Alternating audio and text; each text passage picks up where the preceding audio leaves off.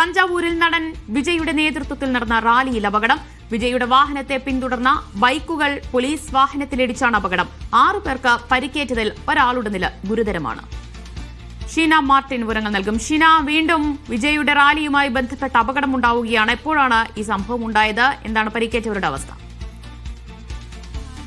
ഇന്നായിരുന്നു വിജയുടെ റാലി ഉണ്ടായിരുന്നത്. തിരുച്ചിറപ്പള്ളിയിൽ നിന്നും സെങ്കിപ്പട്ടിയിലേക്ക് പോകും വഴിയാണ് ഇത്തരത്തിലൊരു അപകടം നടന്നിരുന്നത്. നമുക്കെല്ലാം അറിയാവുന്നതുപോലെ തന്നെ കരൂർ ദുരന്തം മുന്നിൽ കണ്ടുകൊണ്ട് വലിയൊരു സുരക്ഷ തന്നെ ഒരുക്കിയിരുന്നു. പോലീസിന്റെ വലിയൊരു വലയം തന്നെ അവിടെ ഉണ്ടായിരുന്നു. യാതൊരു തരത്തിലും അപകടങ്ങൾ ഉണ്ടാകാതിരിക്കാനുള്ള പ്രത്യേക ശ്രദ്ധ വേണമെന്നുള്ള 52 നിർദ്ദേശങ്ങളാണ് സർക്കാരിന്റെ ഭാഗത്തു നിന്നും വിജയ്ക്ക് ഉണ്ടായിരുന്നത്. പക്ഷേ എന്നിരുന്നാൽ പോലും ഈ ആരാധക വ്യൂഹത്തെ കണക്കിലെടുത്ത് ഏകദേശം 10,000 സ്ക്വയർ ഫീറ്റിലുള്ള ഒരു മൈതാനത്താണ് ഇത്തരത്തിലൊരു പരിപാടി ഒരുക്കിയിരുന്നത്.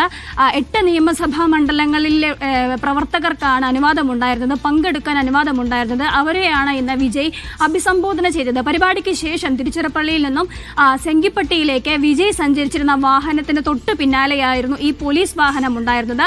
പോലീസ് വാഹനത്തിൽ ഇടിച്ചാണ് ഈ ബൈക്കിലുണ്ടായിരുന്ന 2 പേർക്ക് അപകടം സംഭവിച്ചിരിക്കുന്നത്. തിരുച്ചിറപ്പള്ളിയിൽ തന്നെ ബികോം വിദ്യാർത്ഥികളാണ് 2 പേരും. കിഴക്കൽ കണ്ടാർകോട്ട മഹാലക്ഷ്മി നഗറിൽ പാണ്ഡ്യന്റെ മകൻ വിഘ്നേഷിനാണ് പരിക്കേറ്റത്. വിഘ്നേഷിന്റെ നില അതീവ ഗുരുതരമാണെന്നാണ് ഇപ്പോൾ ലഭിക്കുന്ന വിവരം. തൊട്ടു പുറകിലുണ്ടായിരുന്ന അരുണിനും പരിക്കേറ്റിട്ടുണ്ട്. എന്നാൽ അരുണിന് കൈക്കും കാലിനുമാണ് പരിക്കേറ്റത് എന്നാണ് അറിയാൻ സാധിച്ചിട്ടുള്ളത്.